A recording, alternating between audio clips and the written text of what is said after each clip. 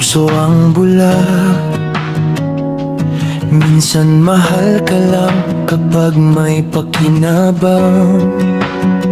Mga salitang pangako madaling bitawan, pero pag respeto ang usapan, bihirang matagpuan.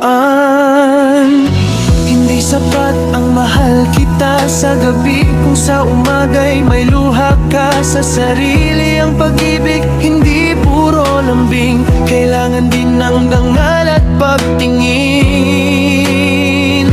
Respeto ang tunay na sukatan, hindi regalo tuwing Valentine lang. Paggalang sa damdamin sa bawat desisyon, iyan ang pag-ibig na may direksyon. Respeto kahit may tampuhan, kahit galit, hindi ka sasaktan kung mahal mo ako ng totoo. Respeto ang unang regalo mo.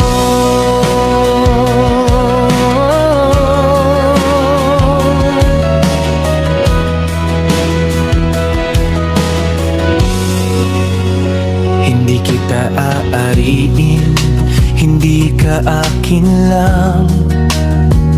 May mundo ka rin na dapat igalang. Hindi kita bababaan sa harap ng iba, dahil ang mahal pinoprotektahan niya. Sa panahong uso ang iwanan, pipiliin kitang pakinggan. Hindi sigaw, hindi pananakit, kundi usapan na may pag-unawa at pag-ibig.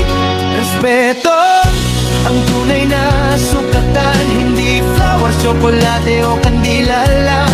Pag-unawa kahit hindi pareho ang isip, iyan ang pag-ibig na hindi napuputol sa saglit. Respeto kahit walang okasyon, kahit ordinaryong araw lang ngayon. Dahil ang pag-ibig na may respeto hindi naluluma, hindi naluloko. Kung darating ang araw na tayo'y masubok at ang puso'y mapagod, muntik nang sumuko, hawakan mo to, huwag bibitawan. Respeto, yan ang ating kasunduan.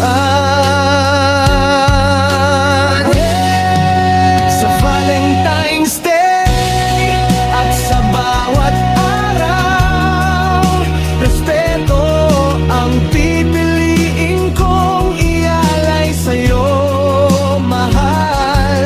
Hindi perpekto, pero totoo. Pag-ibig na may respeto hanggang dulo.